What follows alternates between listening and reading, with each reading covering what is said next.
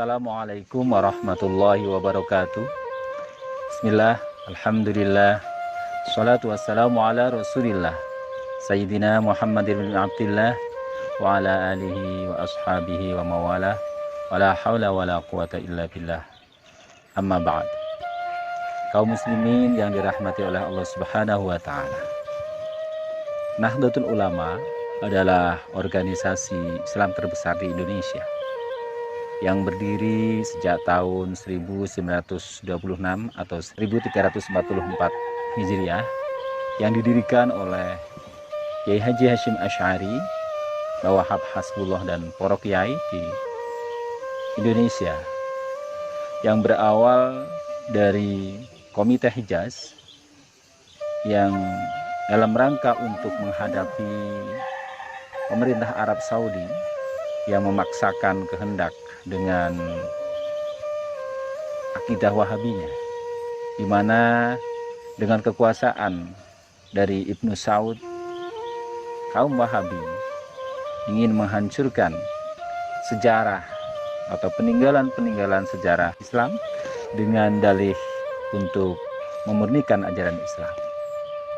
Disinilah maka ada dua tujuan utama dari dirikannya Nahdlatul Ulama. Yang pertama adalah himayatuddin wal aqidah. Bahwa Nahdlatul Ulama didirikan untuk memelihara agama dan akidah. Sebab akidah Ahlus Sunnah wal Jamaah adalah akidah yang dinas dalam hadis Rasulullah SAW sebagai golongan yang selamat. Pada saat itu dan sampai sekarang ada dua golongan yang saling bertentangan satu dengan yang lain, yaitu golongan Syiah dan kelompok Khawarij. Kelompok Syiah sangat mengagumi Ahlul Bait, sehingga kelompok Syiah ini menolak para sahabat selain Ahlul Bait. Dari adanya keyakinan seperti itu atau adanya akidah dengan mengagungkan Ahlul Bait dan tidak mengakui para sahabat ini, mengakibatkan Syiah menerima hadis atau hanya menerima hadis yang diriwayatkan oleh Ahlul Bait saja, dan mereka tidak mengakui adanya hadis-hadis yang diriwayatkan oleh para sahabat. Ini sangat berbahaya. Ada ratusan bahkan mungkin ribuan hadis yang ditolak oleh Syiah, meskipun hadis itu hadis yang sahih, hadis yang sangat sesuai dengan Al-Quran. Ini sangat berbahaya. Jika kita mengagungkan Ahlul Bait kemudian kita tidak mengakui sahabat, maka ada beberapa ajaran-ajaran Rasulullah yang mungkin tidak sampai kepada kita karena sampainya ajaran itu melalui athar sahabat. Yang kedua adalah golongan Khawarij. Golongan Khawarij ini adalah golongan yang menolak Ahlul Bait.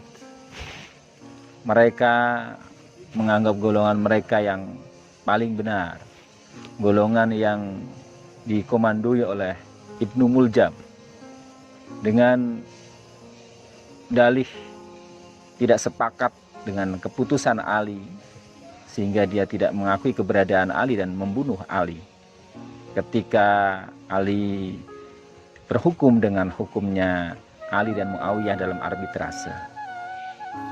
Dengan dalil Al-Quran, wa man lam yahkum bima anzalallahu fa ulaika humul kafirun. Inilah dalil yang digunakan oleh golongan Khawarij untuk menyalahkan keputusan Ali. Hal inilah kemudian golongan Khawarij banyak sekali yang kemudian menolak hadis-hadis atau tidak menerima hadis yang mengagung-agungkan Ahlul Bait juga. Hal ini pun sangat berbahaya bagi ajaran Islam.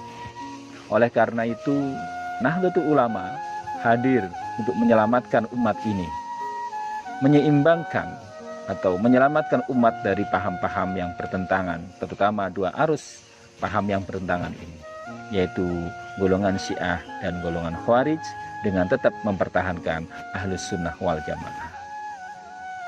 Itulah tujuan yang pertama dari Nahdlatul Ulama, yaitu himayatuddin wal aqidah.